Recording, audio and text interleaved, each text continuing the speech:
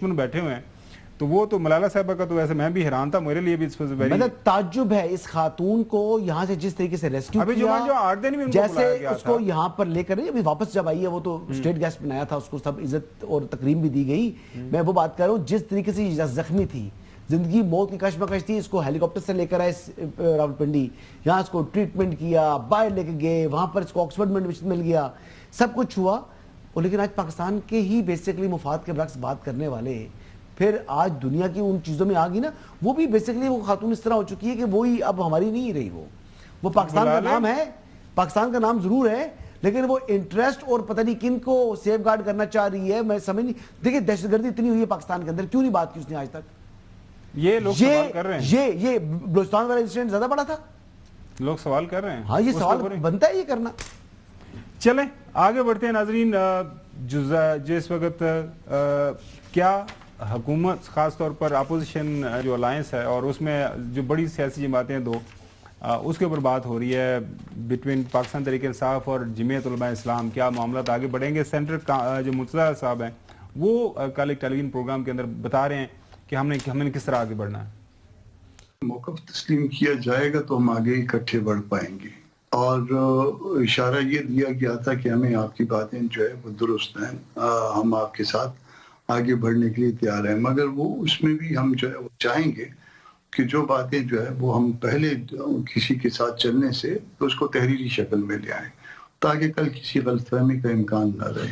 اس کے ساتھ ساتھ جو ہے 26th امینڈمنٹ کے حوالے سے بھی جو ہے وہ کلیئرٹی ہم کو چاہیے ہوگی کہ اس میں جو ہے وہ اس کا کیا کردار تھا, وہ بھی جو ہے نا ہم چاہیں گے کہ تاکہ ایک دوسرے پہ بلیم گیم نہ ہو. یہ نہیں ہو سکتا, یہ نہیں مناسب کہ کسی سیاسی تقریب میں مختلف پارٹیاں آئیں اور وہ اگر آپ نہیں کہتے تو کوئی اور پارٹی جو ہے نا وہ ہم پہ اس حوالے سے کوئی بات کرے.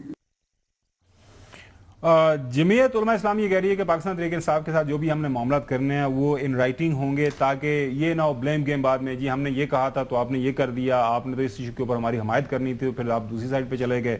اب 26 میں آئینی ترمیم کی بات کر رہے ہیں کہ جی اس کے اوپر بلیم گیم ابھی تک ہوتی ہے کہ ایز ایف کہ ہم نے ان کے کہنے پہ یا انہوں نے ہمارے کہنے کے اوپر ووٹ دیا یا نہیں دیا.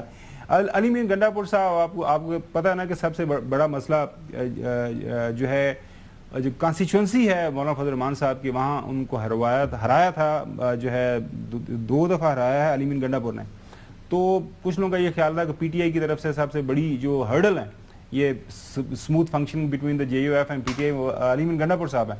کل ایک انٹرویو کے دوران نے کہا جی میرے لیے یہ کوئی معاملہ ہی کوئی نہیں ہے, میں بالکل سب کچھ جو پارٹی کہے گی کرنے کے لیے تیار ہوں. ایسے ایک ریومر بنا ہوا ہے کہ شاید مولانا فضل الرحمان اور میرے کچھ اختلافات کی وجہ سے مجھے کوئی مسئلہ آ رہا ہے اور میں مولانا صاحب کے کوئی خلاف ہوں. ایسا کچھ بھی نہیں ہے. جیسے ہی مولانا صاحب سے بات چیت شروع ہوئی مجھ سے پوچھا گیا اور میں نے بالکل کھلے دل سے کہا کہ بالکل بات چیت ہونی چاہیے, اور وہ اس چیز کے اوپر آتے ہیں اور ہمارے ساتھ چلتے ہیں تو بالکل مجھے کوئی اعتراض نہیں ہے, میرے ایگزیکٹ ورڈ سے. پھر جب مولانا صاحب نے بیچ میں تقریباً مہینہ پہلے کہا کہ جی میرے شرائط میں ایک شرط تھی کہ جی علی امین کے ساتھ میرے معاملات طے کیے جائیں, تو میں نے کھلے دل سے پیغام بھجوایا کہ جی بالکل جو معاملات ہیں آپ بیٹھ جائیں میرے ساتھ, معاملات ڈسکس کر لیتے ہیں.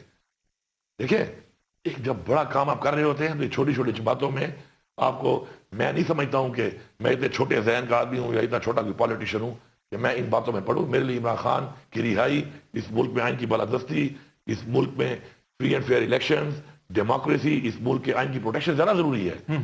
ہلکے الیکشن یہ چلتے رہتے ہیں. کیوں جی چودھری غلام حسین صاحب, آپ متفق ہیں اس بات سے؟